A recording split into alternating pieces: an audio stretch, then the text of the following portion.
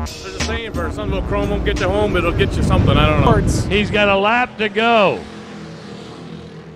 Down the backstretch, it's all Chris Hanley. He's going to win the Urquhart Construction 75. Rick Cashel still. Well, the champ has chrome rims on his car. Chris, why do you got the chrome on here? Because I wanted it to look as good as Justin Cole's car. Now, he says he's a trucker. That's why it's on there. He's shiny. And you drive a tow truck, don't you? Yep. That works out, right? Tow company, yep. Yeah, and the car does look better. If we wreck them, we're going to put some black ones on like we did last year. Just don't tell Justin that. No, I won't tell him that. The chrome rims because I'm a trucker and I like shiny stuff. What about, I know Gerald's been looking for some chrome rims. He's got some on the race car. Yeah, he said he was going to tell Lonnie that I bought them for him, just so he wouldn't get in shit for having them. But I didn't. Well, they're for drag racers. If you're going in circles, you probably should have chrome rims on because they cost more money, and usually the guys run chrome rims are the guys complain about how much money they spend. So I don't want to hear anything about that for these guys with chrome rims, about how much racing costs. And they'll make your tire temps probably run about 15 degrees, 10 to 15 degrees hotter. So when your tire pressure build up more because of it and everything else, and there's a saying for some little chrome won't get you home, but it'll get you something. I don't know. Justin says they're shiny though. Yeah, everything's shiny when it's new, but you want fast or you want shiny. So we see all these photos with Gerald's car on Facebook, with Drew's car, chrome rims. Where'd you get them from? Well, he didn't get them from me because I've probably about, I think we're 20 years into selling parts and working on people's cars, and I've never sold a set of chrome rims. I refuse to, so he didn't get them from me, and if he took them off his car, he'd probably be allowed in Canada. That's why they're holding up at the border. I told him, called the customs and said, if he's got chrome rims, don't let him in, so. Well, Denver, we're already having some laughs after, 2 weeks of being off here. Welcome, everyone, to TCM Live, episode 51. You know, March break is coming up here in a few weeks. Is it 51, Paul? Yeah, I think so. I think so. 51, 551, holy cow. That'll be a few years down the line here. Devil Angel from Riverside Speedway, Heart of a Champion, Hot Rod Classics, many other tracks. Denver Matchett from Speedway Miramichi. Our good friend Paul Strickland, Showtime Jr. I got your name mixed up there. But anyways, from Vidane TV. We've been off for a few weeks. Timmy is getting his tan on down south. I think that's what he's been doing, or, doing some racing stuff. The guy was in Florida and didn't go to the Daytona 500. Still drives me crazy, but so he's doing some stuff down south. And then last week, Paul, I think it's a good excuse. You went and saw a little wrestling show last Wednesday with AEW. Yeah, man, it was my fault. We weren't on the air last week. I gave Timmy a call on Monday night, told him we picked up some AEW All Elite Wrestling tickets down in Bridgeport, Webster Bank Arena, and man, oh man, last-minute decision. Me and my brother Ben went, and it was an absolute blast. If you ever get a chance to see AEW live, you absolutely have to check it out. Who's your favorite AEW wrestler? Chris Jericho, by far. One of he's MJF? Well, see, I do like MJF. He's really good on the mic, but Chris Jericho, man, he's top 5 all time. Yeah, fair enough. He's been a legend for a long time. I wish we had some drivers like MJF on the microphone who would just cut promos on the crowd. It'd be pretty fun. Denver, you're not much of a wrestling fan. You're a racing fan. We're back talking racing tonight.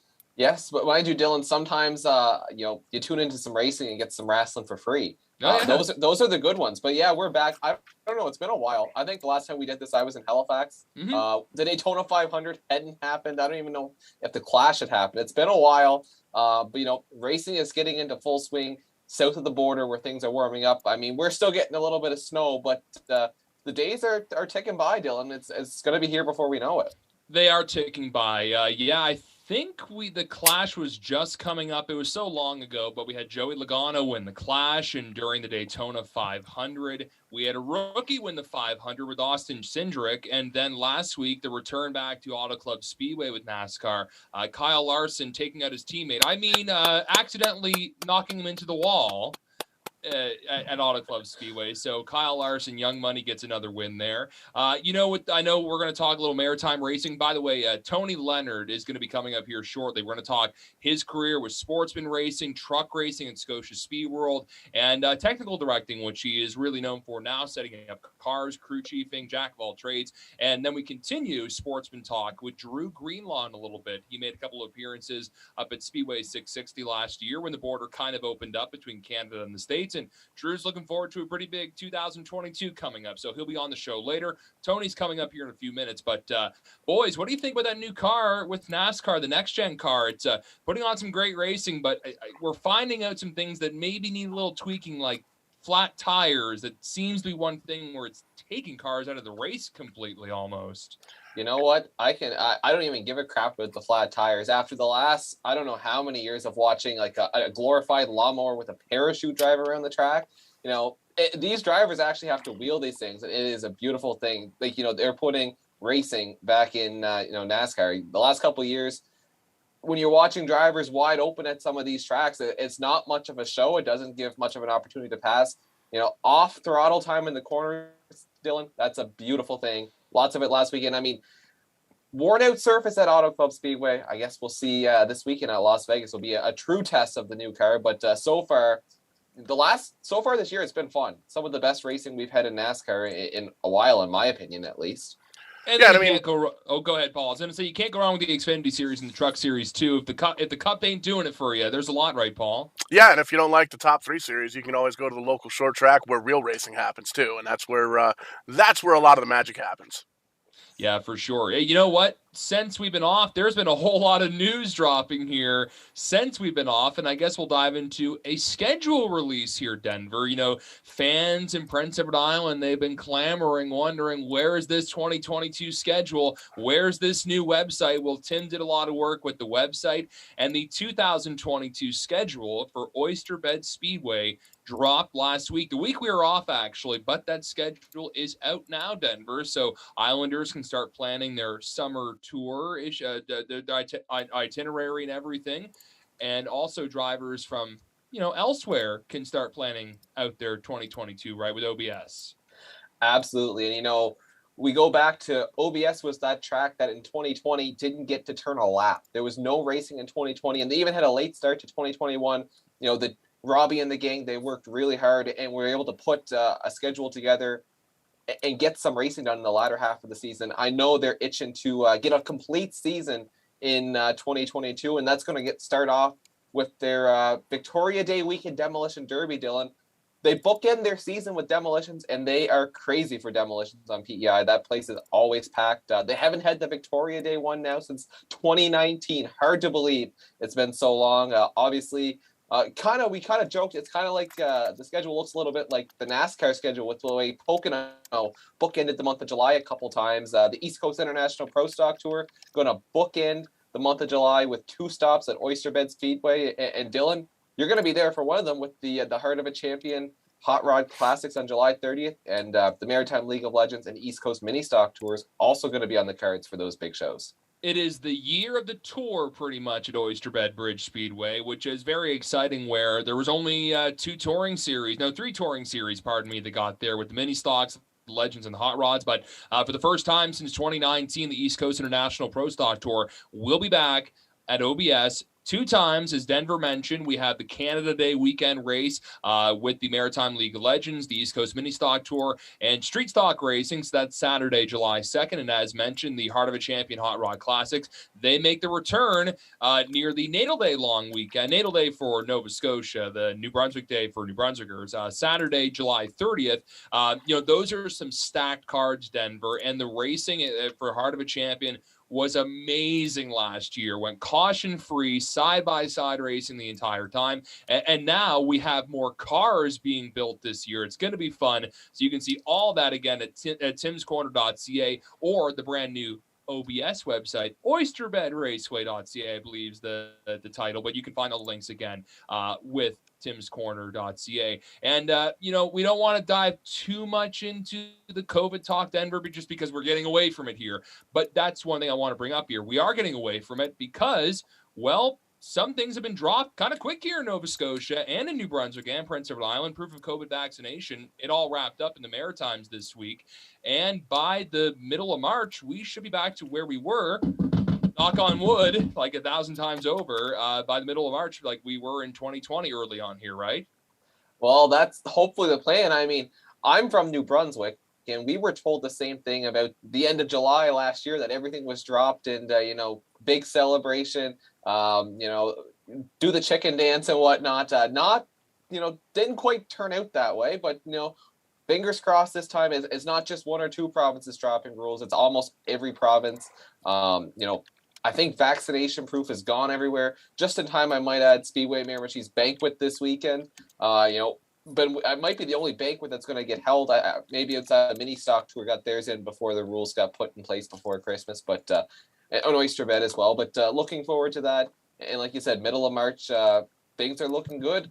Hopefully things stay that way. And, we want to get the season started in May. At the last 2 years, even though we got to see some racing, we maybe had to wait a little bit for it.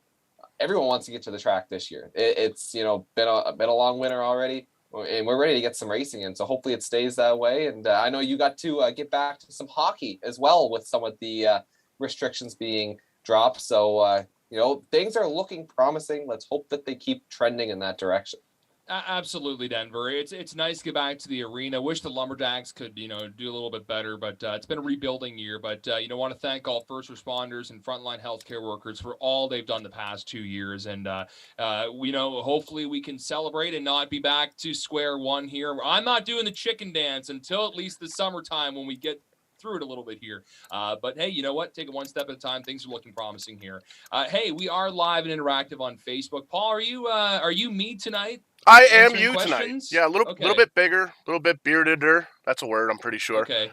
But we'll be taking a look. We're live and we're interactive. I got Facebook open. I got YouTube open. Twitch is open. I know you've got your TikTok going, I think. Maybe, potentially. Yeah. Line up those questions. Yeah. Yeah, I got another video, not to brag or anything, but I got another video that got over 40,000 views this morning. But let's stop talking about me, Denver, and Paul. Let's start talking about our first guest here this evening. And our first guest here in over 2 weeks on TCM Live, we are going to bring on a former sportsman competitor. We are going to bring on a former truck racer competitor at Scotia Speed World. And now you can usually see him at the tech shed, making sure all the cars are legal during the race weekend. Our first guest this evening on episode 51 of TCM Live is none other than Tony Leonard. Tony, good evening, sir. Thank you. Thank you for hosting this. Glad to be a part of it. Well, someone had to with Tim being on vacation. He's working on his tan, right? Yeah. Like I said, hopefully the weather won't mess his trip up too much down there. I think he's been faring fine. We were talking off the air, Tony. We're all getting out of this and everything. We're getting excited for racing season here. But have you been keeping your eye on NASCAR and everything? Kind of building up all the short track racing with the World Series and New Smyrna and everything. Oh yeah. No, like I said, I'm up on that stuff quite a bit. Like I said, the new Cup cars are a little different.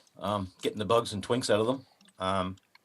I was watching New Smyrna there, Corey Hall. It looked like he did a real good job down there.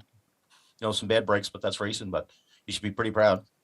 Yeah, he did a great job. Also, yes, kudos to all the drivers that went down south with your Danny Chisholm, your Corey Hall, a lot of guys and gals, some Bando drivers going down there too. And Tony, you know, we're going to talk about your career, but do you have a lot of experience doing the Florida thing in the winter or anything like that?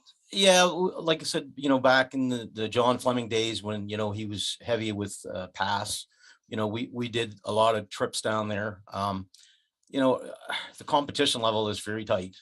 You know, you can be on your top of your A game here. You go down there and you kind of get an eye opener all the way around, right? So, but yeah, no, I've done that. You know, I had the opportunities to work with some of the Cup drivers down there. Was down in Hickory. Kyle Busch, we actually worked with him. That was a pretty neat eye opener. Did, you know, hung with those guys for 3 or 4 days. Met some people. Like Mooresville is a place to go if you're a racer and you like that stuff. It's the way to go. Yeah, no, I've been there.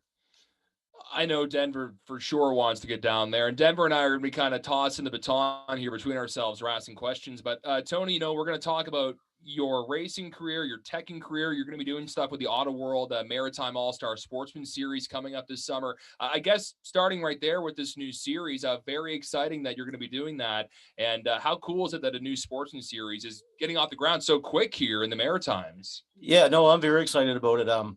Like I said, you know, me and Bill Vassell talked, you know, midsummer last year, you know, and, you know, I think he was just not, I just hard to word it, but, you know, he's been doing it for a long time.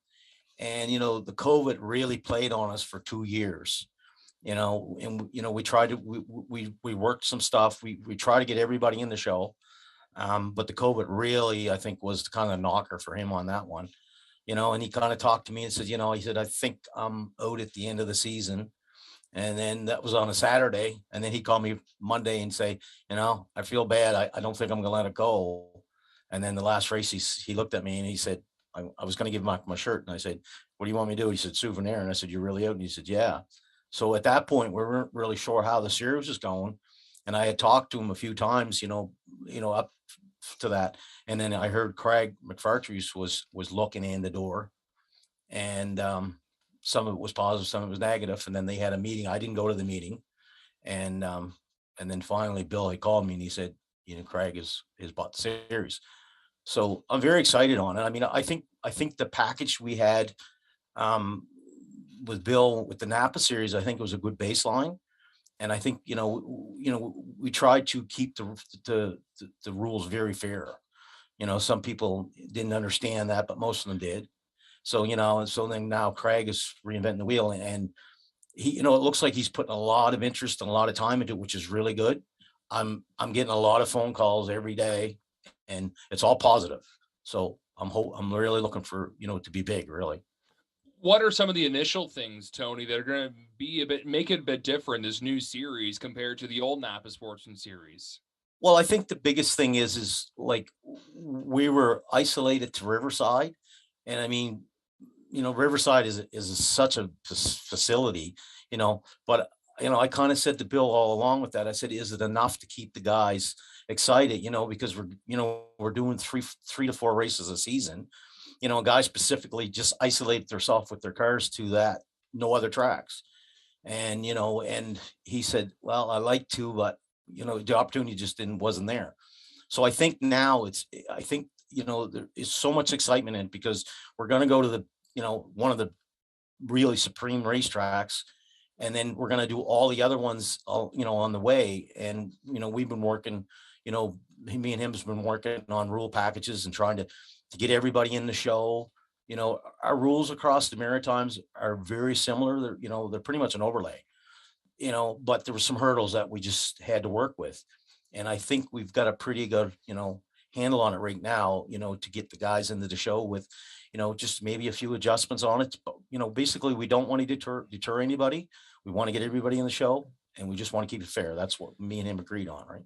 If you're a sportsman driver watching this evening, ask Tony a question. He's an open book right now for a little bit here. So again, if you have a question for Tony, you can leave it in the comment section. Denver, I'm going to throw it to you to go to the background here of Mr. Leonard.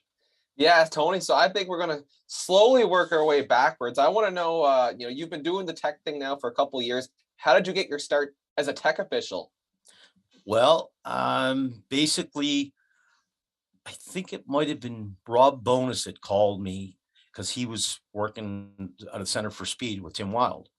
I run Center for Speed in the past. I really liked the facility. Um, everybody kind of struggles with technical stuff. And I was found some areas that when I went there, it was, I was kind of shocked at some of the stuff that was going on.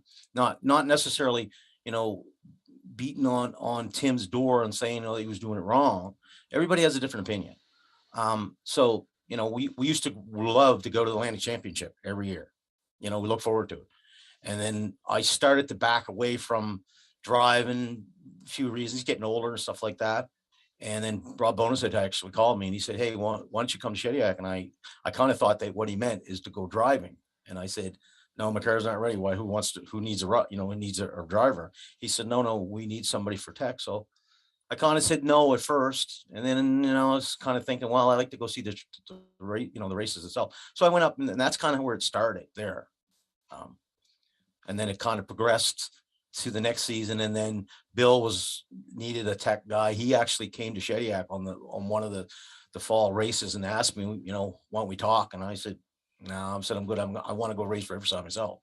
And then it kind of progressed on that. And the next thing I'm a tech director for Riverside, or Napa series, you should say. So that's how it kind of started. And your portfolio really grew. I mean, you look at the Maritimes, there's barely a track that you haven't had your hands on as a tech official in some way, shape, or form, between working for tracks and also working for different tours as well. No, exactly. Like, like I went to Petty with the AOWs on that part of it. I was up how it happened, at Barry's track in Miramichi. I went up to help you out on that one weekend, and then the modified guys, or the Atlantic Modifieds, they needed somebody. I helped them out, which was just a one-shot deal. And then Joe Hoyt kind of called me and said, "Hey, what are you doing next year?" And I was like, "Why?" And he asked me, and I was like, "Send me a set of your rules." And I looked at the rules, and it's like, okay. And then that kind of progressed. And I mean, right up till the COVID kicked in, I was right there with everybody, and I was kind of like Tim Terry, chasing back and forth. A couple of times we'd pass a long time, because I text him, "So you still awake?" "Yep." So that's how it kind of started. But yeah, there's not many trucks that I haven't done. I've been Sydney, Halifax, not so much in Halifax, but been there. I've worked kind of on the sidelines in Halifax one time. Lake Doucette, we were in Sydney again, like I said. So all the tracks, I've pretty much done them all. So it's been fun. I want to know, Tony, give us one of the most rewarding parts of your role, but also give us one of the most challenging parts of your role. Well, it's like I said, I just think that when you get like 30, I'm going to say, I think we put 30 cars in the Riverside the first season we were there. And I took a lot of backlash when I first took the job over there, because we put a mandatory spring rate in there, and absolutely nobody liked it.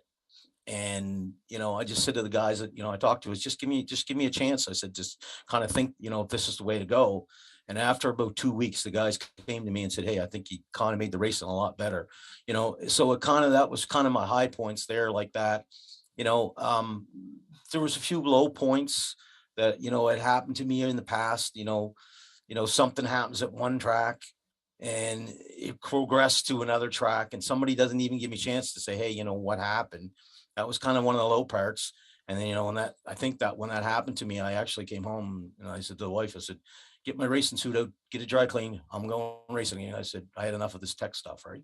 And then I kind of sat back, and I kind of knew I made the right call, what I did. And that's kind of one of my low spots onto it. But, it's an up and down deal. Right. So. You mentioned, getting your race suit out. You're known to do a one-off race every once in a while. Are we going to see you in a car in 2022 at all? Well, like I said, my son's, he's revamped the old sportsman car. Actually, it's his now. And so, I love Halifax. It's probably one of the only places that I can actually go to as a driver and, and be competitive there, because I like the place. And, because I don't do any officialing there at Halifax. I got in the pro stock last year. That was kind of a spur of the moment deal. Marty Prevost gave me the opportunity. We went out. I was actually decent in the car. I was comfortable in the car, and we just had 2 mechanical issues that just finished the deal for me for the day. So I reserved my own number for a pro stock this year. So most likely you're going to see me a few times in Halifax. That's about the only opportunity, the only place that actually I can go, because everything else kind of overlaps. Like in Riverside, I'm doing the mass down there, so Shediac, it's same scenario and Center for Speed. So Halifax, you will see me in a pro stock again. Right. I'm going to throw it over to Paul Dillon. I see Rob Bonus had a comment come in, and I think Tim is in the chat too. Paul, how's social media going so far? It's a little bit on the light side, so we got to line up some questions here for our guests here tonight. But we do have our buddy Brent Patterson in here. Watches every single Tim's Corner Motorsports TCM live here. I'm pretty sure he's been here watching all 50 episodes so far. He wanted to know, have you met any big names, more specifically maybe Alex Bowman or anybody in the Cup Series in your racing career? Like I said, I met, like I worked with Mark Martin in Riverside. I worked with Matt Craftsman in Riverside. I was in Hickory. I worked with Kyle Busch. I met his dad. Everybody was kind of an all racing family there, and I didn't know. Kind of a side joke that I had went in the office there in Hickory, and the girl or woman that was there, we were kind of chatting a little bit, and then she said, "Oh, where we're from." We talked, and she said, "Are you going to go DEI?" And I said, "Yeah." And then she had all this mobility, fan mobility there, and I kept saying, "Oh, you like Dale Earnhardt?" She said, "Well, of course I would." And I was embarrassed at the end of it, but that was Teresa's sister. That owned or ran Hickory at the time when I was there. And I was totally embarrassed on it. But it was every place you went down there in like Mooresville in Charlotte, you just bumped into somebody that was at, McDonald's or, any of the takeout places. It was all drivers meet drivers and everything. It was really good experience. Right. But yeah, I met quite a few, I was in Oxford 250 quite a few times with John Fleming, and met a lot of drivers that bring it down there. So yeah, I met quite a few people. Right. Now, as far we had a couple of questions about a couple of wins, couple of top tens here. How about a Shiners Classic win at Scotia Speed World? Easy enough for me to say. Holy cow! Back in the day. Yeah. No, I managed to. I was lucky to win that, and it was really funny because there was a lot of grudge going on, a lot of rivalry then, and we were running. I believe that's when we were running Halifax or Atlanta. Well, it would have been Halifax racetrack. I guess they renamed it 3 or 4 times in its 4-year running there, and there was a rivalry going on there. So, anyways, we went that night. I believe we went to Halifax, and just the win was great. And then I found after when I won, I had a checkered flag, and somebody said, "You won the Shriners Classic." It's like, what do you mean the Shriners Classic? And it's like, wow, really? And it's like it was all hyped up, right? But it was really cool, right, to win that. A lot of names on that, right? Absolutely. And again, another question kind of passed over to me on the virtual sticky note. How about a Pro Stock Tour top 10? Can we get some details on that? Top 10? Yeah, top 10. There was only 8 or so cars from what Tim's telling me. Yeah, exactly. That was what I was kind of almost laughing on. I was like, yeah, sure, I had a top 8.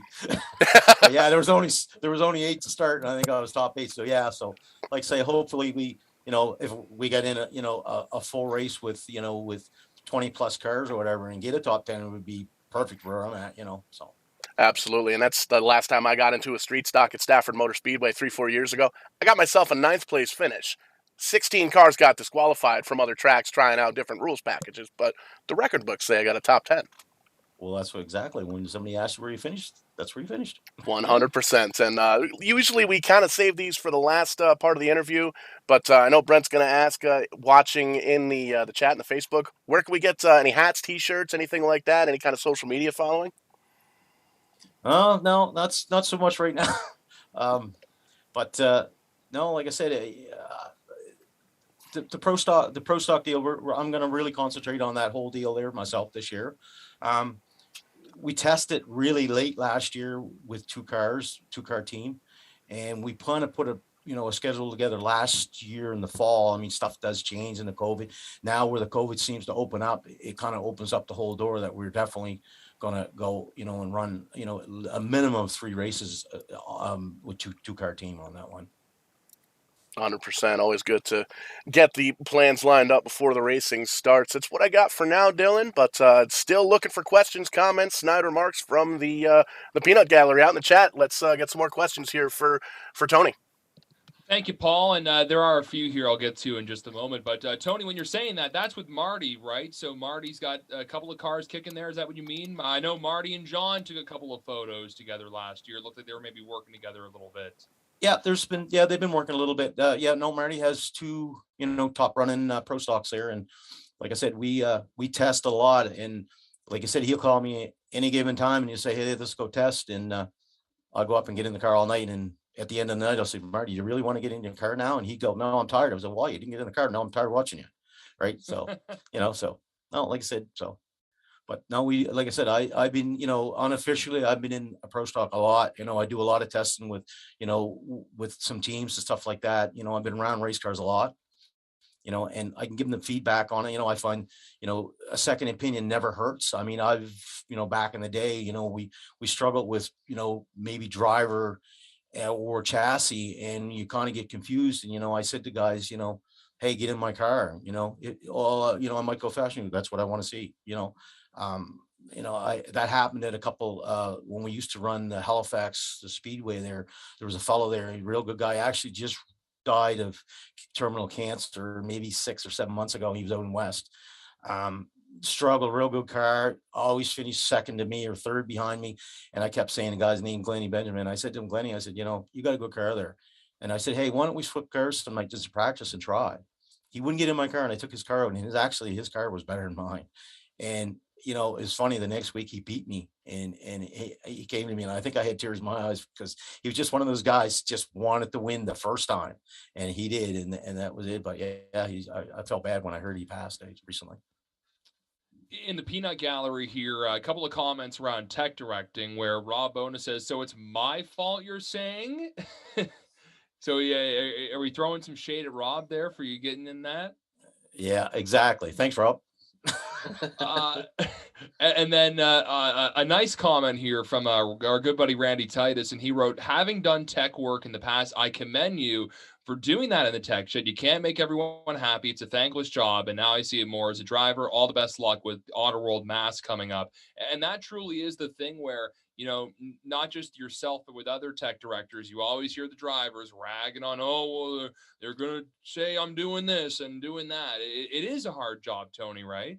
Oh, very hard. I mean, guys, basically say, you're too hard or whatever. But I mean, if somebody hires me, if it's a track or if it's repair shop or I'm rebuilding a car and they tell me what to do, I'll recommend you, this is what I recommend you do. But like, basically you give me a set of rules and you say, okay, this is what you want to police, and I'm not necessarily saying that, I think everybody, a lot of guys have said to me, oh, you just love throwing DQs out. Well, what I guess they think that I get a bonus when I get a DQ. I don't. But at the end of the day, I think there's, I'm either way when I make a call. I'm not necessarily the popular guy at the end of the day, right? I mean, if I make the wrong call, certainly, it's going to look at one way. But, if I keep, there's 2 ways, there's a bunch of ways of looking at it. I mean, if I get 20 cars on the track and I make the wrong call, I got one guy that's going to be happy, and I got 19 guys that are not, or vice versa. But at the last, I guess I kind of stretch a little bit when I tech, and and maybe guys think, I'm just being pushy and I'm trying to look at what their stuff is, but I try to do pre-tech, but I also, as a racer, because I'm still a racer in heart, tell the guys, hey, I don't want to do my job fully at the end of the night because I'm trying to get you good now. And, some guys just say, we don't want to hear you. And then there's other guys will come back to me and say, hey man, you're serious. I said, yes, I am. I'd sooner do it now. And at the end of the day, you get that checker flag. And I know what it's like to get wound up, you win. And then some guy's going to come in and say, hey, give me my trophy back and hand it to somebody else. Not a very good feeling, right?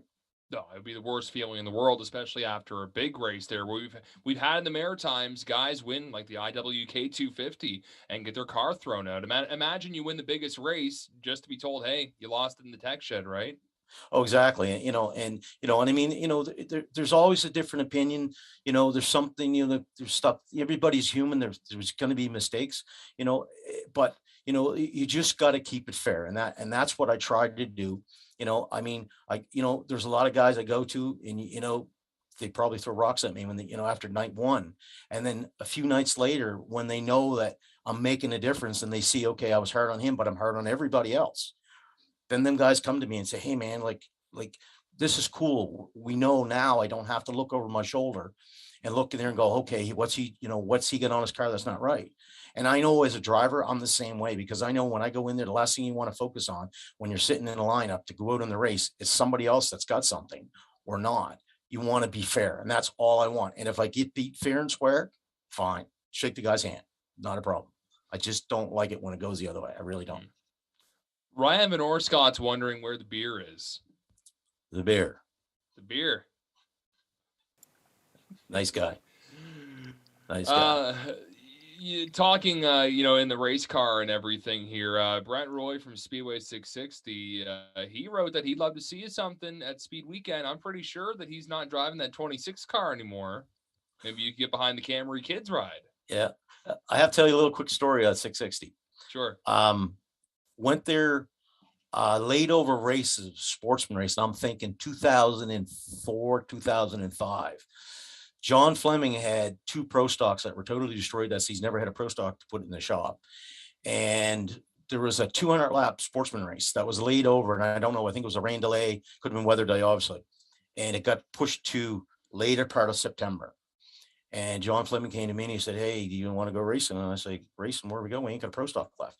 He said, let's go to 660. And so anyhow, we borrowed a car for him. I took my own car, never been there a dozen times, fell down the bank, slipped down, no punt to Brent, but it's just running and stuff. So anyhow, we went and I went as a competitor, and there was a ton of cars there that day. And everybody that from Halifax made the show except for me. I wasn't in, and I was frustrated. And they had a consi race, and they took one car. I went out. My car was just tight all day. I couldn't get the tightness out of it. And anyways, I qualified. I won. I won the 25. I think it was a 25 or maybe a 35 lap consi race. I won and got in the show. Started way back. But I used all my stuff up earlier in the day. I didn't have any tires left.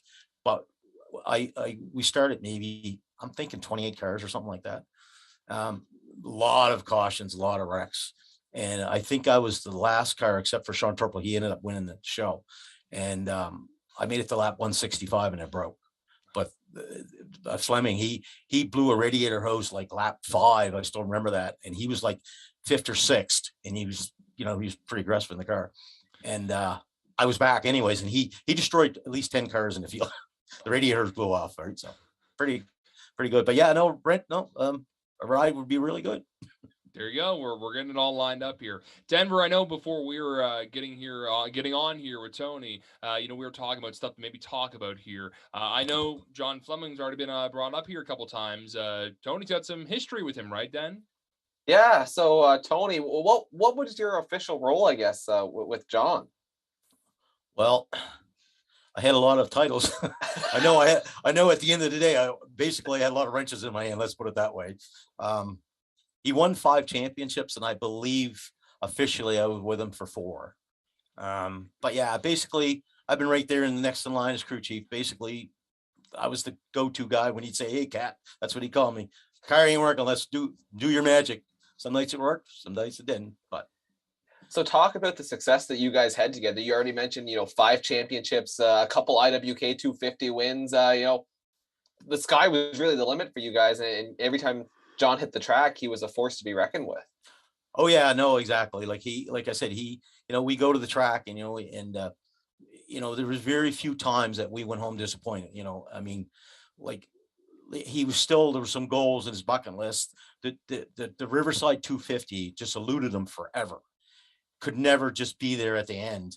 And we went the year before he won, he was leading a lot of laps, and then there was a late caution, and I believe Darren McKinnon got him on a restart, and that frustrated them. We were, but all of us were we were there. We had the trophy in our hand, and a caution came out, and then the next year we went back, and it was just one of those days that there was nothing, absolutely nothing went wrong. From trailer off to rate fast all day long, did everything right, and we won. And then I think the next year we came back. I don't think I came back with them the next year. I had other obligations. And then he called me up and he said, "Hey, why don't you help me with 250?" And I said, "Yeah, okay." We come down. Never thought we would have a luck again. And it just, the cards turned again on, I think Donald Chisholm was leading, and he lost the lead and we won again. And it was a high note. But yeah, me and him did a lot of racing together. I mean, we actually banged bumpers and street stocks years ago, when I didn't even know what the bumper was for, so like I said, no, and then he kind of, our ages are kind of got to us, and we kind of backed away from it, and then, but we're still racers at heart, so it's really, really hard to walk away from it. And anyhow, we had a lot of success. It really did. Right. You mentioned Speedway 660 a little earlier. Their 250 would seem to be one of those races that also eluded John over the years. Oh, it's like unbelievable how many times that we were right there, either flat tires, mechanicals, bad calls in the tower, it just, unfortunately, it doesn't, it just happens. And that eluded us on that one. And that was one of the bigger ones, that 3 deal there that he's won the Halifax, he won the Riverside, but that 250 in Fredericton or in Gary was just one of those places he just could not capture it. Right. So. And you mentioned you guys did a little traveling too, got to go down, Oxford 250 comes to mind. How did those experiences go for you guys? Oh, the first time that I went there, I really thought I knew a lot about racing. And when I rolled in there for the first time, and it's like, wow. And it's like, literally his jaws opened up, and it's like, I don't know anything. Right. Just the caliber of racing there. It was just like, those guys there just, it's 364 of a year. They race, where we do it, 3 months, here. Right. It was just a caliber racing, and that eluded us down there. He had some good runs, but it's just, we had to learn. There was just new technology coming out. Had to learn again on that stuff. Right. So. Well, Tony, we've been kind of working our way backwards, and I want to know, how did you get your initial start in racing? I kind of thought the last 2 days you're going to ask me that question. And I'm trying to just keep, like I said, I'm trying to keep it in my mind fresh. But I guess I went to some oval tracks back in the mid 70s. And, it was great. But I mean, at that time, I was young and foolish. We had street racing. I did a lot of street racing, did a lot of drag racing. And then I guess where it all kind of started was kind of right around the conception of Scotia Speed World, which I believe time frame was 1988, I believe. And that's kind of where it started. But the funny side of the story, I was in my shop and I had built the demo car that we had ran up to Exhibition Park. And that was a really good deal. We used to do a 3 deal there. We used to do a Friday night, Saturday night, Sunday. So the way it used to work is we'd start out with, I think it was bump to pass on a Friday night. We weren't supposed to wreck the cars. And then we came back with the same car on Saturday and we did a figure 8. And then Sunday was a full total destruction. Well, I never worked so much the whole time we did, because we wreck it Friday night, we wreck it Saturday night, and we try to get it patched together for Sunday. And then we do a full destruction on it, right? That was a good deal. But a fellow had come in my yard, my dad had a salvage yard. And a fellow came in and he said, "Hey, you're going to use tires?" And I was like, Sunday or Saturday. I was like, "Not really." And he started talking. He's, "Oh, you got an on-slow car." And I didn't know what he meant an on-slow car was. I kind of thought there was a place named Onslow, but I didn't know it was a racetrack.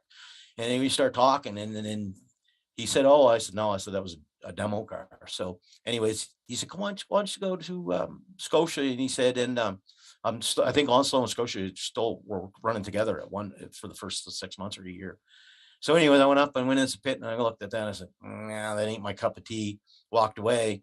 And then another friend of mine found out that the demo wasn't running no more at Exhibition Park. They gave it up. So he said, "Why don't we build a race car?" And I said, "What kind of race car? Street car or whatever?" "No, something turns left." And I was like, "Oh, really?" So next thing I know, we were building a Duke car, was what they call it, a hobby stock. And you had to know your alphabet, let's put it that way. Because when we started, I think somebody had said that a few weeks ago, they were talking about an A, B, G, Z, whatever, right? And there were a lot of cars. And we went the first night, and we didn't know who to, I didn't know, I assumed we turned left. And when I went to the driver's meeting, they had a rule back then that racetracks, most of the time you turn left. The Duke cars could go either way. And it's like, no, they just wanted to keep us from working on the car. That's what the whole deal was, to set it up, I guess I should say. So anyways, we flipped the coins, and one heat run the heat race, one ranked the feature. And I was hooked. And my wife said, wow, she said, that was kind of cool. And I said, yeah, look what I did. She said, don't quit your day job yet. So that's where it kind of started back in 88. So we ran, I think that year there, me and my buddy actually getting bad friends over that, because we tried to share the car. That didn't work. So I bought out the share of the car, and I think I raced that season, and there was like 200 plus cars on a Friday night. And I think there was an M feature, I believe. I was lucky. I've ever only run the A or B. But anyhow, that's where it all started. And then the next year I brought a street stock and progressed from there. So you eventually get into the sportsman division. Well, yeah, and the way what happened there, Denver, is I ran Halifax for 5 to 6 years, I believe, as a street stock. I think that's somewhere in that right. And I ran just about every season. I ran a full season for the first 4 or 5. Every year after that, I ran a race or 2 or whatever to kind of keep the record. And then, my wife and me, we got married. We got some kids coming on the way. I had a house. So I kind of put the helmet aside, and I said, that was it. And then where my shop was and where my home was only 5 minutes apart. They built a racetrack right in Halifax. And I promised my wife, doesn't matter, I'm not going racing. And I had to drive by there every night. And when I wouldn't stop, I'd go home and on my deck, and I hear the race cars, and she looking at me, she said, you're just an egg area. I said, yeah, I am. And I go, and she knew every night, I'm putting your supper in the microwave. Well, my 2 collies at the time, they ate very well, because I never got to eat my supper. Every night I stopped, and somebody'd say, hey, come drive my car. So we ran 4 years there. I ran street stock for 4 years there. I won 2 championships, a load of races we won. And then I bought a chassis from Gordy Ryan that actually won it in the Snap-on series. And Dave Oblinus donated it through Ultimate Racing back then.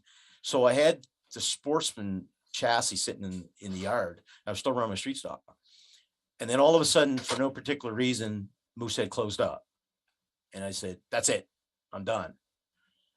And then I'm looking at, okay, I got money tied up, and, guys had said to me, well, why don't you put it together? And anyways, we put it together. So I ran the street stock or the Sportsman, I should say, right up till present, pretty much, right? Every year. It's been always kind of on the go. The last 2 years to go, but we never even took it to the trailer, right? So I want to ask you something about Corey's racing career. He did some truck racing at Scotia, and obviously that class has gone away now. But you guys were involved in the truck series for a few years. Yeah, well, I think we were we built one truck at our shop, and I think Dan Smith built the first. So there was 2 trucks that started. I built the truck for JP, and so that's kind of where the exception was. And then Corey wasn't old enough actually to go into the pits. I smuggled him in, let's put it that way. The story that I know is Ken Cunningham will probably kill me now. I tell him that. he couldn't get in the pits, so I used to let him drive the van in the pits. They never ever asked him to probably do. He was driving the van. That was a true story. So then everybody kind of had to have identification to get in, and they had to pass. So there was one year that I said to Corey, I said, it's getting serious now. We can't do it anymore. So we stopped. So we built a truck over that, those 2 or 3 seasons, and then we kind of lost interest. We gained interest, and then finally I said to him one day, I said, Corey, it's in the way. Why don't we just be done with it? And he's kind of looked at me, he said, maybe. And then the next night he had it in the shop, and then we built a truck around it. And we ended up, when the trucks dissolved, we actually had 3 trucks. That one I bought, I actually convinced myself I was going to go back and have a little bit of fun with them. And but anyways, and that all kind of legs fell off of that, and that went in the crapper, let's put it that way. So But yeah, no, like I said, he's been there.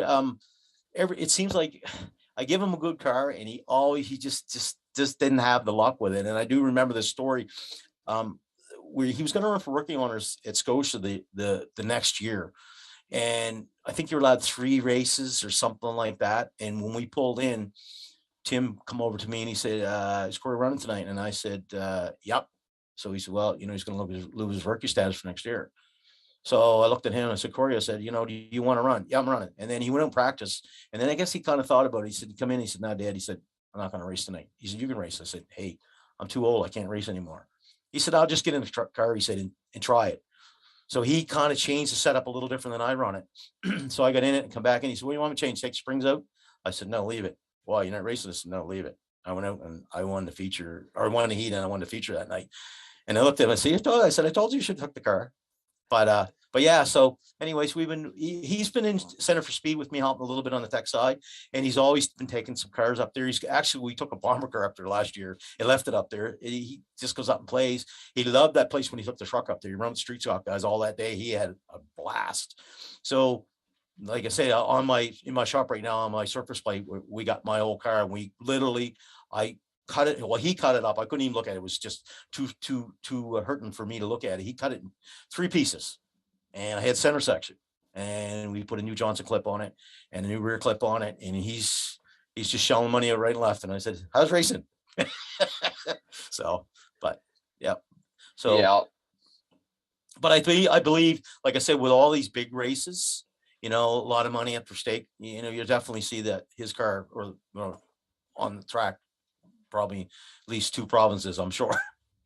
Definitely looking forward to that. Before I throw it over to Dylan, I got one more question for you. Over the years, you've been around for a while. Biggest change you've seen? Obviously, we know, how much things have gotten with the financial side of things, and it just keeps growing in that sense. But looking past that, what's the biggest change you've seen to the sport? Well, that's a hard question. I see a lot of sides of it. I found, over my whole racing career, if that's what we call it, there's a lot of ups and downs, and the problem is everybody wants to point their finger when things go the wrong way. But like I've seen the car count, for example, at Scotia when it started, it was like we used to run one night, and then we converted to 2 nights when we raced. We used to run the hobby stocks or the Dukes on a Friday night, and we had, I don't know, 100 cars in there, or maybe 150 cars in there. And then we go back Saturday or Sunday, and we run open the Maritime Tire Modifieds, and we run street stock show. And that went on for 3 years or longer. And then it just all of a sudden, it went down.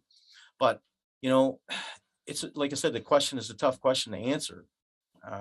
Like I said, there's so much progress on, with the way there's new stuff's being manufactured, and then you look at, what do we do with, like there's a whole bunch of classes there that it's a scary thought, because you get these, 4-cylinder Hondas and stuff like that. Well, they're just starting to dry up, the street stocks, they're just hanging on, with that. And then, and then comes along the sportsman cars, and, what do we do there? So, we adapt some stuff in, some for the good, some for the bad. So it's really hard to keep on it. And then, and then you look at the pro stock level on how much that's progressed. And, these top teams, the amount of money that you have and time that you have to put in it, it's just like, where's it going to end, but there's so many guys I look at, and this is where I'm kind of standing back as a tech guy. And I look at these guys that, not necessarily have the big pockets, but just want to go racing. And, I'm looking at these guys, and these are the backbone of racing. I mean, I started that way too. I never really had the money to go and put these high dollar perks on. But we look at it and go, okay, we can't go racing this weekend. And then we'd always come up on the turn if we go take something off of something, and we go have fun, So there's a lot of that stuff to try to answer your question. But, again, like I said, we just try to keep, the good for racing, right? That's what I'm trying to do anyhow, right? Absolutely. I'm going to throw it over to Dylan now. Dylan, You've been a little quiet. What do you got for Tony in our closing minutes? I just been stoking it in, just so much info, and I love hearing the backstory of every driver, because every driver's got really different story. We are going to wind things down here with Tony in just a moment. Drew Greenlaw coming up here in a few minutes. We're going to talk more sportsman racing, bando racing, a lot more with 660. Tony, you've been doing this for well over 3 decades. I'm sure you don't do it alone. Who's helped you along the way? Who still helps you? And what are you looking forward to the most coming up this summer? Well, I mean, I'm really excited about the new Mass tour that's coming up, and I'm hoping it's it's all positive. Me, when I go to the track, I mean, to go there to tech 10 cars, it's okay, but to go there and have if the track can accommodate it, 30 or 32 cars, I mean, this is just the high, like that. I'm really excited to see Corey race this year. Like, I think he's going to have a really nice piece, first in a while for him. He's completely adapted it from dad's car to his car now. And, he just wants to go and just have a lucky night, have some fun. Like I said, kind of looking forward to that there. Like I said, I'm certainly looking forward to me and Marty going out and having a little bit of a team and partners and having some fun there. The COVID's kind of behind us, and, hopefully everything else is good. Like I said, I have, we have a lot of help. Like I said, my son helps me quite a bit. I have 2 sons. Steven, he's kind of on the background a little bit, but he'll go to the track. Like I said, so I've got to help, from my family like that. My mom, she passed away about 4 years ago. She was my ultimate worker. My dad was one of those guys. It's, he was just his nature. He kind of said to me, well, why do you do this? You waste time, whatever. But he would back me, I've come home wrecked, and he'd say, oh, I told you that was going to happen. And then as I'd be kind of, be beside myself. And then the next thing, he'd walk down, need a hand. That's just what my dad was. He passed about a year ago. So, but like I said, it's a hard deal all the way around. Like I said, I kind of backed away from the racing part of it because I was getting older. And I just found that I just didn't have the stamina anymore. I kind of went on a little bit of health kick for a lot of other reasons. And the bonus was I feel better. I can actually get in a race car, and I can actually don't have to get in a wind as easy. That's a bonus all the way around. I kind of tested the waters with the Pro Stock last year, and I still feel like I can do it. Mentally, I knew I could do it. Physically, but now I think I'm getting pretty good. I'm about 85 to 90% right now. I'm hoping so. Yeah, that's what I'm looking forward to. Well, I noticed your biceps were looking a little bit bigger last summer. I'm not kidding. Like, seriously, I was like, man, Tony's getting ripped. It's funny. Like I said, I kind of had it down, or I helped the fellow with a sportsman car. I know Halifax. I mean, I can get around Halifax and wheelbarrow with a flat tire in it. And I took his car and I went out, and I really thought I was taking a heart attack or a stroke. I was in the car for 4 or 5 laps. And Corey said to me, "Dad, you don't look very good." I said, "I don't feel very good." So anyways, I made a drive home. And that's kind of my eye opener. So I went to the doctor, made an appointment, and he said, "What's wrong with you?" I said, "I just feel old." So he did a bunch of tests and came back with the worst case scenario. And it's like, wow. I sat home, dwelled on it. First thing you get home, you get on the computer. Well, that's what he said. And then anyways, I kind of looked at it and I said, okay, let's give it a go for a few months to see how it goes with the doctor. 3 months later, I went back and he looked at me and he said, "Hey," he said, "whatever you're doing, don't stop." And I just feel so much better. I got so much more energy that I go to the shop, my own shop, and work on stuff that I really don't want to work on. And I go, wow. And it's just progressed into stuff. And then, like I said, I've been in the Pro Stock, and, and there's something that is, you got to be pretty fit to run. And I'm going, wow, I feel like I can do this again. Right. So that's kind of where I'm at. Right. No, it's very good, Tony. It's good that you're, getting the health in check and everything, and getting beach body ready, right, Tim? Because Tim's doing vacation stuff. June 4th can't come fast enough, right? The debut of Mass at Lake Motor Speedway, right? Yes, I'm looking very forward to that. Like I said, I think for the inaugural race, I think that's a very nice track to go to. It's a little challenging for the drivers. The people and the place where it is just phenomenal. The people's greetings there. I've ran there once And then I went down, there's a tech, and it's just like, wow. It's just, you go there, it's just, this is Daytona, like it's just great. Right. So, yeah. No, looking, sorry. No, I was gonna say, I think we're gonna say the same thing. It's gonna be a great time, gonna be a great race. Yeah, no, like I said, me and Craig has been talking, and we're looking, he's excited. I'm excited onto it. The drivers are all excited. The registration is good. He's got out, it looks like he's got everything, his D's are dotted. That's for sure. Right. So we're hoping, and now the COVID seems like it's opened up, and the restrictions and, everything seems to be a green light. And I'm really hoping that we can all go back racing again and go have some fun. Right. If a sportsman driver has a question about the Mass Series coming up, who they hit up, and what's your contact info? Oh, exactly. I think everybody knows my number. Like I said, my number they can get me at is 902-401-0218. They can hit me up on Facebook if they want. An email at Leonard Tony 228 gmail.com. Like I said, it's my numbers. Like I said, I've always answered my phone. I never not answer. Like I said, and like I said, so just hit me up, whatever they want. Perfect. Tony, this has been a lot of fun. Take care of the rest of the winter and spring, and we'll be seeing you at the track in May, June, July, and the rest of the summer. Yeah, looking very forward to it. And like I said, again, like I said, I've been trying to do this for Tim for a while, and everything's kind of hit me up. And like I said, but this has been a blast, like I said, and like I said, I watch you guys religiously every week, and when you're on, and it's great. Yeah, so. Appreciate it. We'll have to get you back on once we get this first season done with Mass, and we'll have some stories, I'm sure. Yeah, no, break the ice now. I know how the computer works, so we're all good.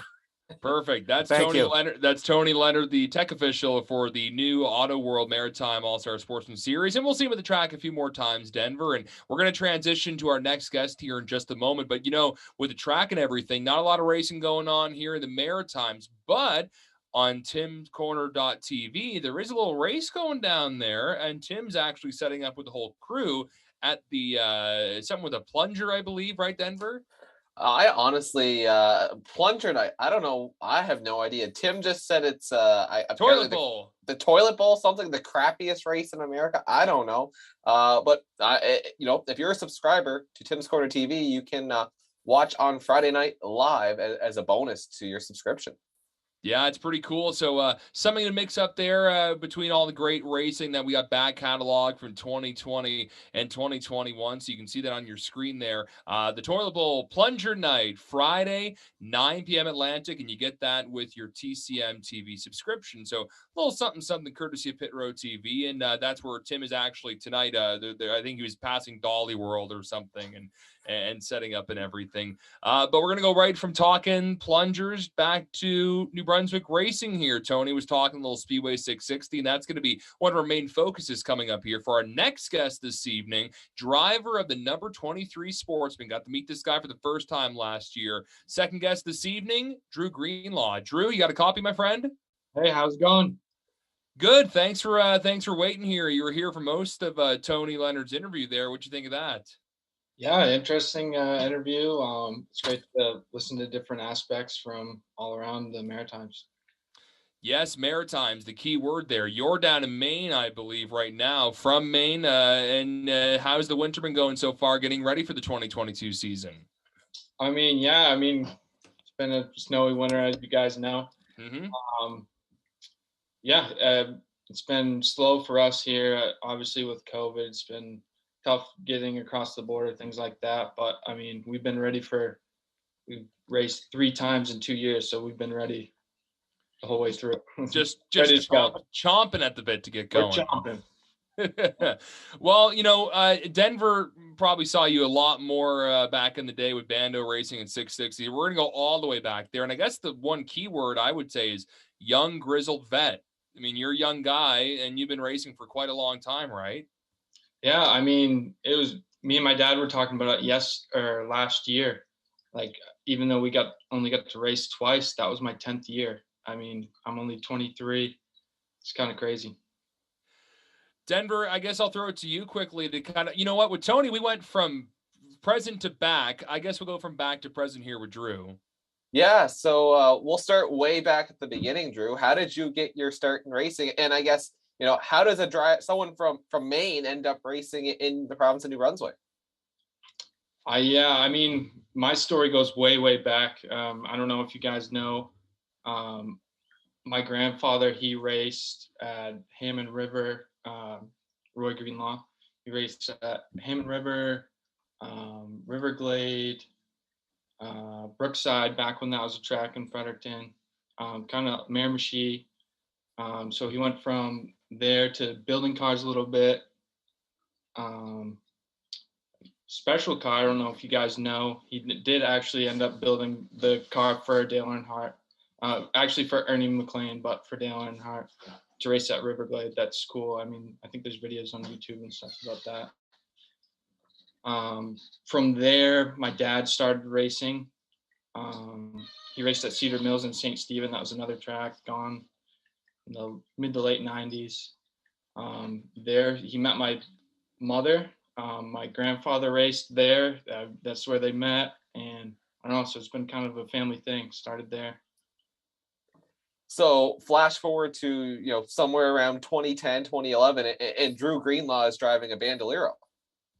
Yeah, so kind of went from there to, so at Cedar Mills, my dad kind of got close with Lonnie, like knew who he was and stuff, started helping him. I always went to Fredericton, was there for both of Lonnie's 250 wins the whole way up through. And then I think it was the year before I started was the first year of Bandos at 660. And I remember Cole Boudreau by the canteen, just handing out flyers, pins, stuff like that, get to go touch the car. And yeah, that was the day, really. So third generation driver, you get behind the wheel of a Bandolero, and you seem to find success pretty quickly. Yeah, I mean, hopping in the first car the first year, that was crazy. I mean, I think we had sometimes up to 20 Bandoleros at 660. It was a really tough field, and those cars are perfect to learn in. And yeah, you learn quick, and I did have a lot of success with it along the way. So what did it mean to your father, watching you race, seeing you carry on that family tradition when you first get started? Yeah, I mean, he loves to see me do it. I mean, that's really what he lives for. The dude loves racing. Kind of crazy. He's never asked, he sat in the car to put it in the trailer a few times, but I can't believe he hasn't taken it for a lap. It's pretty nuts. So 2013, you get the Bandolero Championship at Speedway 660, and a lot of wins that season, a lot of success. That was, I think, your last year in Bandolero. How did it feel going out on top and all the success from that season? Yeah, that was a cool experience. That year, I think we raced a lot in Petty too. We were just a couple of scheduled conflicts. We were trying to run at both places, but yeah, I think we had top threes almost every week that year. Still stellar amounts of cars at both tracks. I mean, back then it was really the prime for us young kids. And as you can see, a lot of us have come back up through and become really good drivers. Yeah, and you would have raced, Ryan Messer, Ashton Tucker, the Oblinas girls. You mentioned Cole Boudreau. A lot of talented drivers came into that Bandolero class at Speedway 660. Oh yeah, for sure. A lot of forgotten names too. Dawson McEntee, he's still kicking around. Dana Ham. Yeah, there's plenty of us out there still.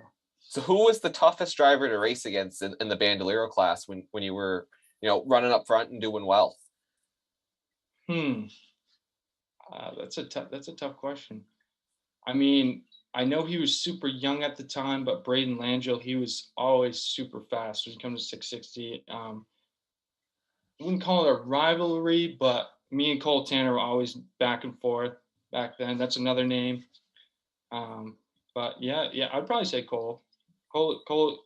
I mean, with racing in general, everybody says this, I guess, but I always try to keep clean, and I don't know, you got to gain your respect, and I feel like everybody does respect me. So I don't know.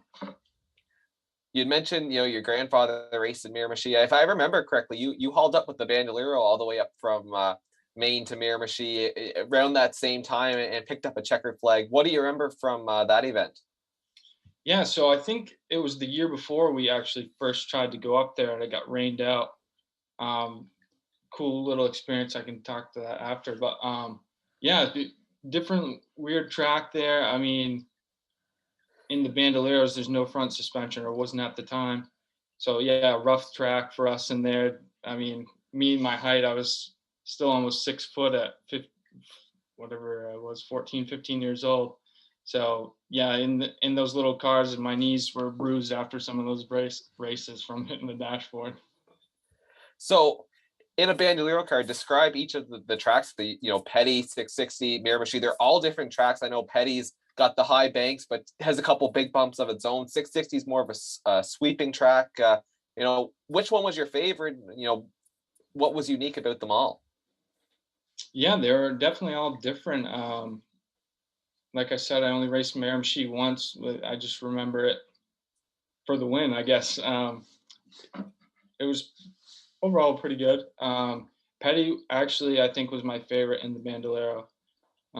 Just a nice little kitty corner track for those cars, and compared to 660, it's like Daytona. I mean, back then we were just burping it to get off the gas and make the turn. So yeah, I like all three tracks, but in the Bandolero per se, Petty was my favorite. Before I throw it over to Dylan, we're just fresh off Speed Weeks in Daytona, and I know there was some drivers haul down and do some racing down there with the INEX Nationals and whatnot, and Tim was down there. Did you ever make the trip down to Florida in February to do any of the racing down there with the Bandolero? No, I never made any trips down there. I did go down one year and watch them. We were just on vacation myself. Should have brought the car, I guess, but anyways, yeah. I mean, I did my first year at Bandos. I went to Connecticut, did some racing down there at Waterford, and that's really it. I mean, I got a long enough trek as it is. So how long's the trip from where you guys are up to Speedway 660 or Petty? So for Fredericton, it's not too bad. It's about a half an hour to the border and an hour and a half to 2 hours to the track. But Petty's probably 3 hours. Definitely quite the haul. Dylan, what do you have for the driver of the number 23?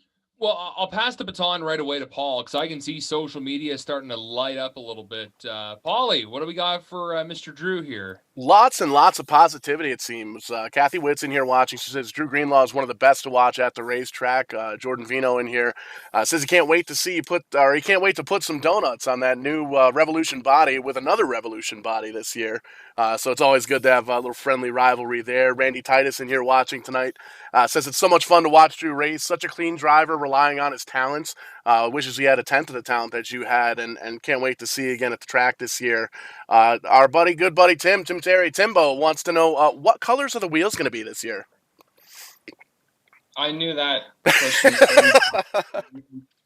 Yeah, that's kind of been the joke the past few years. I know that kind of goes back to Lonnie. He absolutely hates chrome wheels. So as soon as we kind of went that way, he kind of just shook his head. But I don't know. I think they look good. They're a little bit flashy. I mean, the car's flashy itself. Like Jordan said, I knew as soon as we pull up to the track, everybody would be biting at the bit to tear the decals off of it. But well, I mean, everybody knows the chrome adds an extra 5 horsepower, so I think we're good in that department, right? Yeah. 100%. Oh, yeah. And we actually had another question here from Tim. Did Maddie ever get her puppy for the role in all those championships? Last time I checked, Maddie is still in the works in that, but hopefully she can get one soon.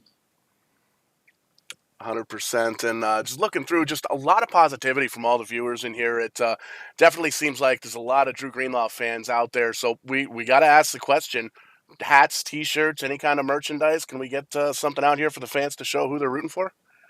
Yeah, me and my dad are actually talking this week. I mean, like you guys have said already today, it looks like, knock on wood, we're hoping to get the green light to come over a lot more this summer.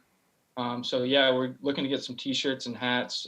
We don't have any made up right now, but if you guys want to put your name in to buy one, just hit up Drew Greenlaw Racing on Facebook. Awesome. And one question I got to throw in for myself, because my ears kind of perked up when you said Waterford Speed Bowl.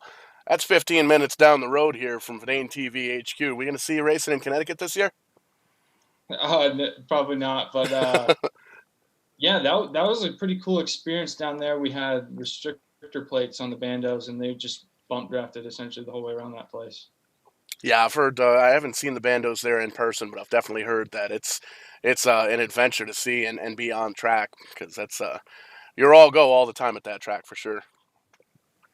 Oh yeah. But social still got a couple of folks trickling on in here, Dylan. So we'll pass that baton right back over to you. Perfect. I grabbed it right here. Thanks, Paul. So if you have a question or a comment there for Drew, we got him here for a little bit to talk a little bando and sportsman racing, and I guess we'll transition from there. Drew, you win a championship, as Denver was mentioning, in the bando.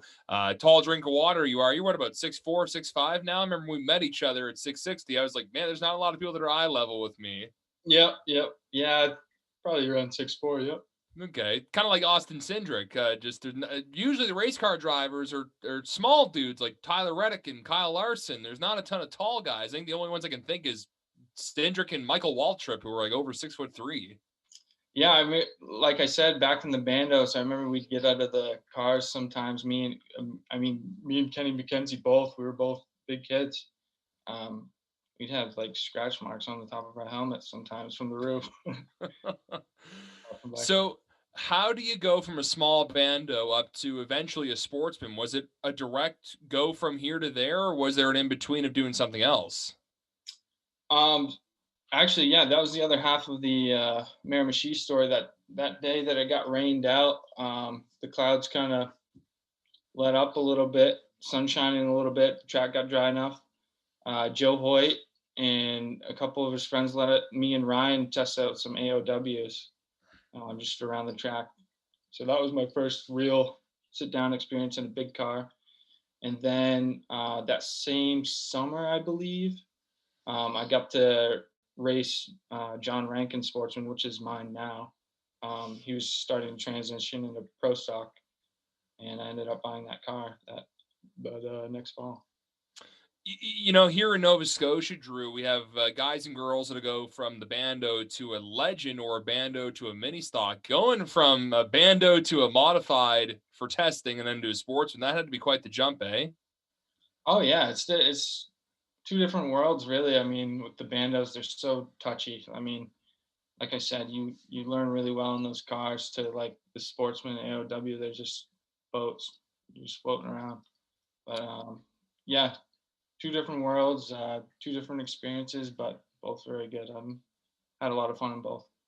So what were the challenges initially from going to the bando to the sportsman? They drive completely different, like you just mentioned. You go to 660, bigger cars around you that are also bigger. How was those first couple races?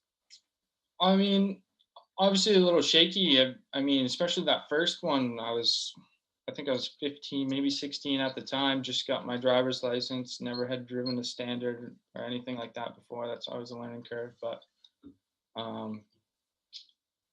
besides that, I don't know, just kind of flows. Just came naturally. Yeah, I guess so. When did the success come with the sportsman racing? Did it take a little bit to make the adjustment, or did it come naturally? You were grabbing checkered flags. I think so. My first full year, I think I got maybe one or two podiums towards the end of the year, which was awesome. Some bad luck with different times. I mean, I don't know how many races I've finished second and third. I mean, I got a bunch of podiums, so many close calls or not close calls, but close victories to some big wins. And I don't know, some tough, hard breaks, but I mean, it is what it is. Do any races stick out in mind for the tough ones? What the good comes with the bad. Were there any races that just stick in particular? Yeah, I mean, the one big race I've been trying to win forever is the 150 on Speed Weekend. And I came so close one year, leading the race, got tangled up with the lap car with 2 to go, and Colby Smith ended up taking it home. I mean, that one still haunts me to this day. Yeah, it's tough break, and even going to 2021, that sportsman race kind of ended with controversy of a late caution not being thrown, whatever. That 2021 Speed Weekend sportsman race, how did that go for you overall? I mean, yeah, that was a good race. me, Brady, and Alex kind of battled the whole night. Overall, I'm always happy with the car kind of in one piece at the end of the night. I mean, I'm there for the fun of it, and I definitely had fun that night. How did that first win feel? You get that checkered flag and that Sportsman. Oh, that was like a relief more so, just because I think it took me like almost 2 years to get. I mean, I think so that second year would have been my senior year of high school. I had my class trip that year, and they let Matt Rogers actually in my car that week, and he won in it. So he technically won in my car before I did. So, I mean, that kind of put extra stress on me, and I ended up winning. I think, I don't know if it was the next week or the week after that, but still, yeah, big relief. So were you doing Sportsman racing in Maine at the same time, or just sticking with New Brunswick? No, just New Brunswick. I mean, it's 2 hours from Eastport. It's 2 hours to Fredericton. And it's 2 hours to Bangor. So there's not really a class for sportsmen per se. We're more so, our sportsman's more so like a street stock up here. So Denver, you can probably attest to some of Drew's successes in the Sportsman when he's working his way through, right? Absolutely. And, Drew, I know you mentioned some close calls, and, Speed Weekend's the one that haunts you, but you did grab a big win in I believe it was the Firecracker 150. And after being so close so many times, not just on Speed Weekend, but, at the Firecracker and at the 100 lapper at the start of the year, to finally knock off that extended distance win, that must have been pretty huge. Oh, yeah, for sure. I mean, coming into some of these big races when you have the likes of Lonnie and Dave and everybody else from Pro Stocks that come down sometimes, I mean, it's definitely some of the top talent in the region. And to finally get that big run was amazing. And that same year, I believe you got the championship, and you had a couple close calls along the way. I think you were second to John Rankin, and you battled with Ryan Messer for a championship to finally get a chance to you and your team. I'm sorry, you cut out there towards the end. I couldn't get the second half. We didn't hear you there, Denver. I gotta love technology. Can I step in quickly? Apparently, the legend Cy Harvey is watching, so we got extra pressure right now. Hi, Cy. Extra pressure in our technology. My computer is apparently falling apart. We love it. But Drew, I was saying you had a couple close calls with the championships at Speedway 660, and I think you were second to John Rankin and battled with Ryan Messer. In 2018, you finally got the championship and had to beat Curtis Collins to do it. What did it mean to finally check that one off the bucket list? Yeah, I mean, just like all those big races that I said, the championship was the same way. I mean, I always wanted to check that off, and to come, I think I was third the year before John Rankin, so to go third, second. I mean, it was tough. It was tough to handle along the way. I mean, my favorite NASCAR driver, Mark Martin, he was kind of the same way, seconds all the time. So, I want to ask you about these last 2 years. Obviously, 2020, you didn't even get across the border. 2021, you got up for, like you said, 2 or 3 events. What's this current situation? Is it looking like you guys are going to be able to get up more in 2022, or is it kind of still up in the air? Yeah, I mean, right now, yeah, it's definitely still up in the air. I mean, seeing you guys loosening your mandates obviously helps. I mean, it's been open for a while, but it's mostly on the border crossing situation. I mean, even last year, we're still a small budget team, and to just get the tests in order to get them back in time, it was costing us $100 to $200 per person just to get across. So, usually you're going for a tire sponsor. You don't want to have to get a COVID test sponsor. Yeah, COVID test sponsor. That's literally what we were trying to, or the holes we had to go through to get across last year. I mean, it was tough, but I mean, to come back racing, it's worth it. If say things open up and testing goes away, or you can at least come up to for a couple days and race without having to worry about that. What are you guys looking at for a schedule if things align and it's more like a 2019 as far as fewer restrictions and be a little more open? Yeah, I mean, before the whole COVID thing, we kind of took a step back. I mean, I'm in my part of life now where I got a lot of things going on too. Like even since COVID happened, I've since graduated college. I've moved to Bangor. I have a full-time job here. So, I mean, we're balancing stuff back and forth all the time with that. So we're playing everything by ear, I guess. Trying to get as much stuff.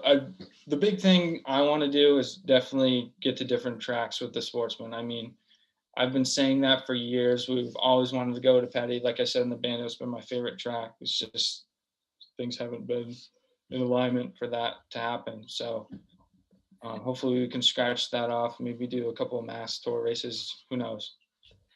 And you mentioned Petty this year. Wayne's got what is it? I believe 4K to win races. That's a pretty big deal with a lot of money on the line. Yeah, I mean that's always catches your eye.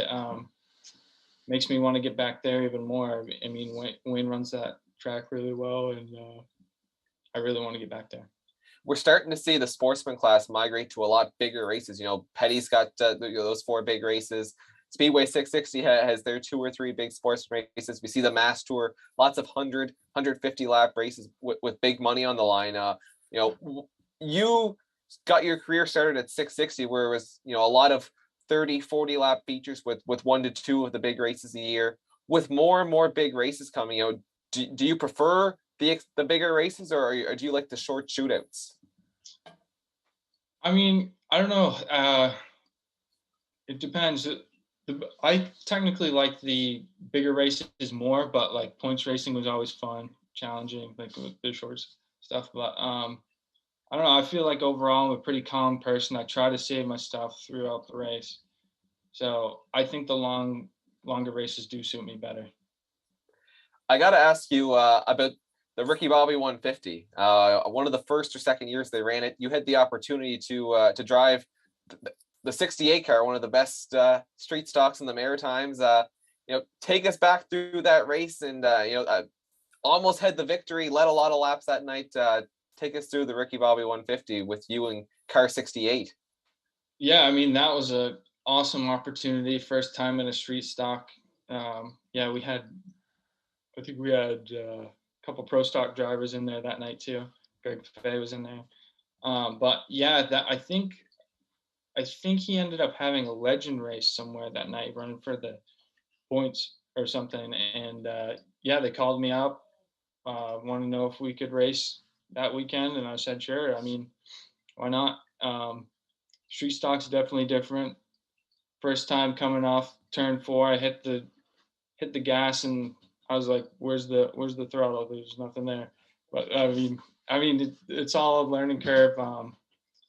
Really fun to drive. I think I led close to half of that race. Came up short in the end, but I don't know. It was a good experience. And it was you and Courtney Oblinus coming to the finish. It was almost like a throwback to the Bandolero days, where you and Courtney would have been racing quite a bit together. Yeah, I mean, yeah, tough at the end. Courtney's got a lot more experience in those cars than I do, and it definitely showed there. Drew, I want to ask you about the success of Lonnie Somerville Racing, and I know you've been a part of LSR for years. It seems like LSR, when it comes to the Sportsman division at Speedway 660, every car that comes out of Lonnie's shop is running up front, contending for wins. What is it that makes the LSR cars just so good? I think the name speaks for itself. Lonnie knows more about race cars than any of us put together. I mean, that guy puts his heart and soul into everything. I can't thank him enough for what he's done for me throughout the years. Can you speak to how much of an influence Lonnie has been on your career personally? Huge, really. I mean, obviously my number going through has been the same as his. I mean, he was the one driver like coming to the races growing up that I cheered for. So he's always been my role model that way. And have you got to race alongside Lonnie? Has he done any of the Sportsman races that you were in? Yeah, he's done a few. That's always cool. I mean, my first year I was also racing against Billy. That was pretty sick. Yeah, it's been cool. Absolutely. I'm going to throw it back over to Dylan. Dylan, what else you got for Drew? Oh, we got plenty before we wrap things up here. We'll kind of make it semi-last call here on social media. Paul, how's Facebook land, YouTube land looking here right now for Drew? A lot of folks seem to be kind of soaking in all the stories, all the racing stories. Not much going on here. So we got a few minutes left here in this show. So if we've got any questions lined up for Drew Greenlaw, questions, comments, maybe a little nudge in the right direction of a particular story that might have happened at the racetrack or at the shop or anything like that, from anybody that might be out there watching, let us know. We're live and interactive. Yeah, for sure. We always love being led into a good story. Yeah, I want to ask you, Drew, with Denver talking about Lonnie and his whole program, what's the chances of getting you into pro stock eventually, maybe full time and transitioning from sports and racing, or is that the plan just to stick with that for the next little while? Yeah, I mean, the plan is definitely just to stick with sportsman. I mean, pro stock, that's always kind of been in the back of my head, but I don't know. It's never had the opportunity there. Something I don't know. I guess I got to leave it there. Okay, well, you never know. You win the lottery or something. They got big lotteries down in Maine or whatever. You mentioned about, trying different tracks with your sportsman. Would you be open to going maybe to the IWK 250 weekend with the Sportsman Series race there, or to any of the other racetracks in Nova Scotia hosting sportsman racing? I know it's a long haul for you coming up from the Maine area, but would you consider that eventually if everything works out? Yeah, I think it was probably 2018 or 2019. I think it might have been the year I won the championship. We almost did actually go to that race, the IWK. I think I've never actually been there, but personally, I think that's an amazing looking track and would love to try it out.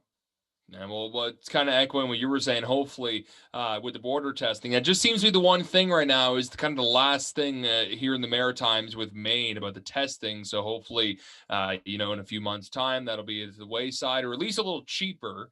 I know they're kind of changing it for Canadian. They're changing it to rapid tests for Canadian travelers. Would that'd be the same for an American coming into Canada?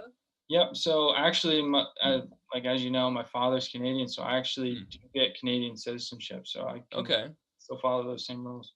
Perfect. Well, but again, hopefully it's a little less restrictive by the time summer rolls around. But Drew, I've been seeing so many photos of your car. It's looking sweet, the wrap on it and everything. Jordan Vino's already threatening to put a donut into it, but it's looking good. You guys are looking primed up here for the 2022 season. Yeah, I'm definitely excited about it. Like I said, it's been sitting in the garage for way too long. Last year we got to 2 races. Hopefully to get back at it more. I've been itching all winter really. You got to see if you can maybe get a deal together with Bay Ferries, with the ferry from Yarmouth to Bar Harbor, so that you can do that first mass race at this Lake Dowsett Motor Speedway. Have you heard about this track before, and have you seen video of this place? Yeah, I've seen some videos, but I actually have heard that they are opening that ferry up. So that would be kind of a cool little trip.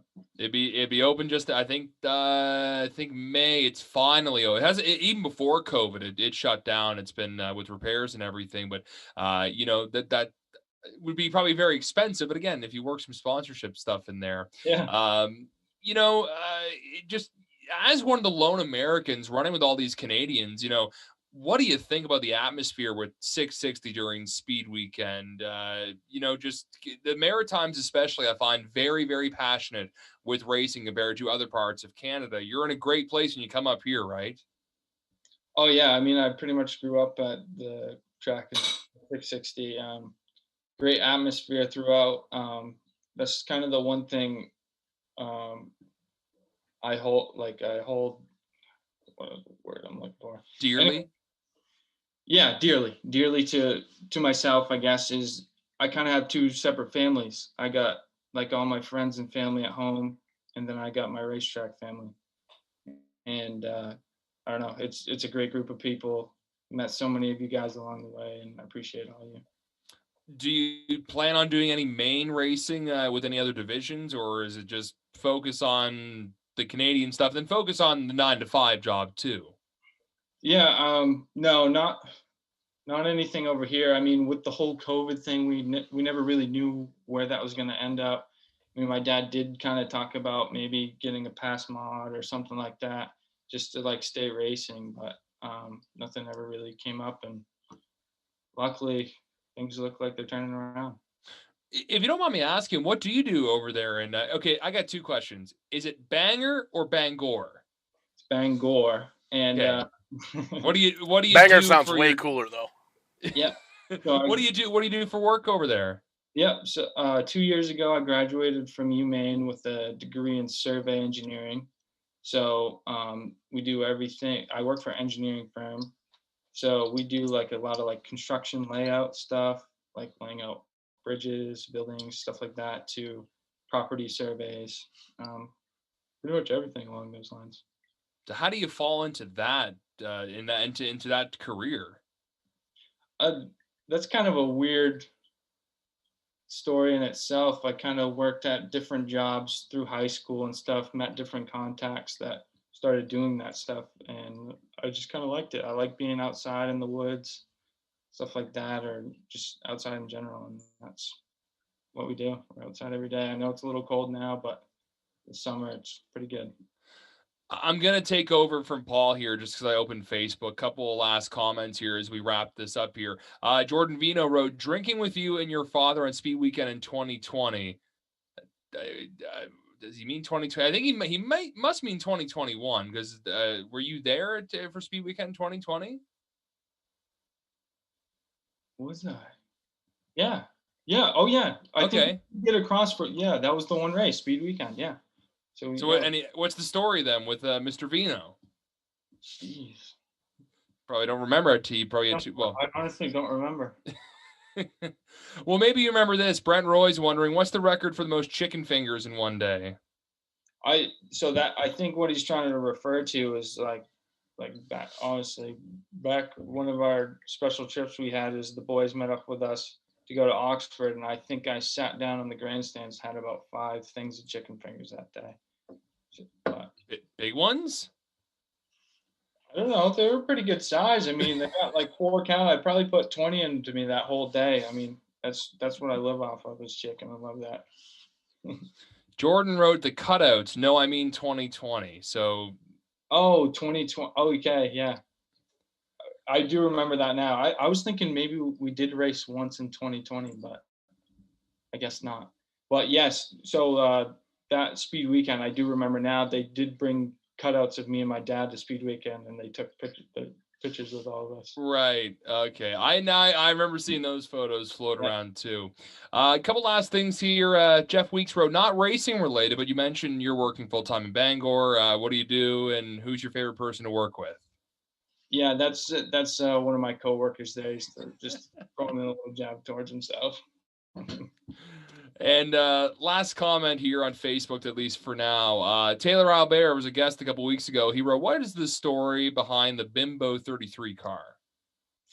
Yeah, so through COVID and stuff, I mean, we haven't really gotten over to the Maritimes per se to race, but in our spare time here, like obviously racing is still going on. So kind of met Bimbo through different contacts, and he's a street stock driver in Bangor, and my dad started helping him out. We both went over to help him out. Really good guy from Jonesport, another local lobster fisherman. Yeah, super cool crew. Love hanging out with the guy and his family. It's just been a cool experience all around. You said it right there. I mean, family and your supporters and everything. As we start to wind this down, Drew, I mean, you got a long list of family members and a long list of supporters on both sides of the border that help you out. Who helps your team to be successful as it is?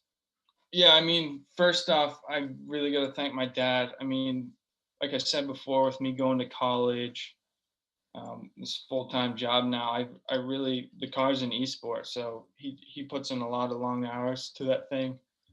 But yeah, without him, I definitely wouldn't be where I am now with racing.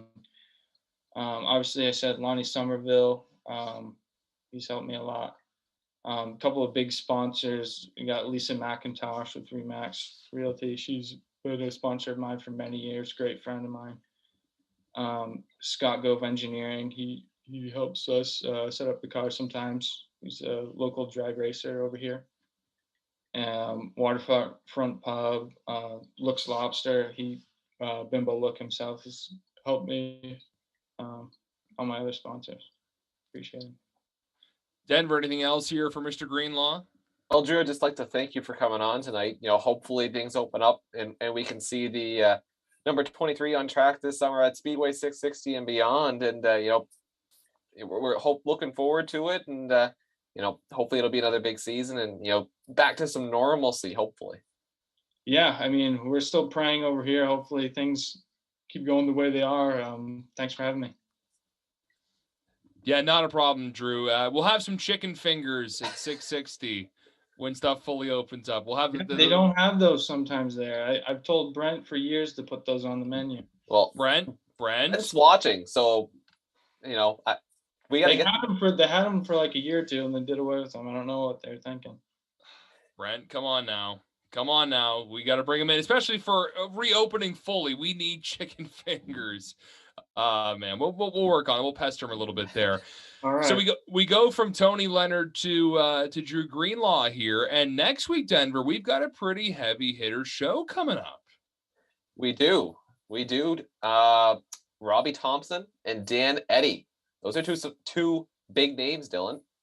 Yeah, it's we're going to be talking a lot of 90s racing in the sense where Danny Eddy was a big competitor in NASCAR in the 90s and early 2000s. Robbie did a lot of act racing in the 90s. I've been watching a lot of old racing and a couple old videos. It was kind of funny where we had the clash at the Coliseum. Well, the old ACT, they raced at Exhibition Stadium in Toronto, and I'm pretty sure Robbie was part of that race. I think he was in the starting grid with looking young and handsome with the mustache and everything. So we'll talk a little ACT and NASCAR with everything with Robbie Thompson and Dan Eddy next week here with TCM Live. It's going to be a fun show, right? Absolutely. And I mean, as big as those two names are we going to have the biggest name in all of motorsports back? Is Tim Terry going to join us next week, or is he going to be traveling again? I think he's back. Worst comes worst, we'll just drag Paul back up and he can trim his beard and everything. No trimming? No trimming, no. I might groom it a little bit. I know I always make a couple of people uncomfortable when I come on camera, and I groom the beard a little bit in front of it. We're not trimming it, though. We had a lot of fun here, Denver, tonight. We do, of course, have to thank our marketing partners with Tim's Corner and TCM Live and everything.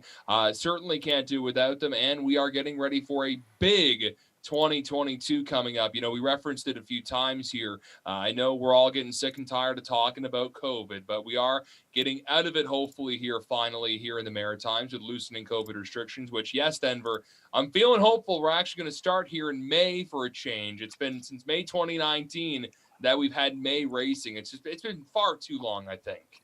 It sure has been. I think, last year we got, 2 races in May in New Brunswick, and things kind of got changed around, and we don't want to deal with that. We want to the schedule is out. We don't want to have to hear about schedule changes. We don't want to have to hear about cancellations. Hopefully it's be big. You look at NASCAR the last couple of weeks and the sizes of the crowds. I mean, how long has it been since Auto Club Speedway was full like it was on years? So race fans are coming back out. People want to get out. They want to do things. They want to live again, and there's no better place than at the racetrack. So hopefully we see these grandstands packed at all tracks throughout Atlantic Canada and beyond for sure. And we get to watch some racing. It's going to be fun. It's a trickle-down effect. If fans are packing the stands at the big races, they'll come to the small ones. And I'm not saying that the Maritime's small time. We're going to make it big time coming up this year. I believe Las Vegas is almost sold out, too, for the Cup race coming up. So very promising. It's been a lot of fun, boys, here, Denver and Paul. Tim did confirm in the comment section that he is back. He's back like Arnold next week. So the three in the booth and Paul running the buttons. He's just going to be focusing on the buttons next week. We'll be here with Robbie Thompson and Daddy Eddy.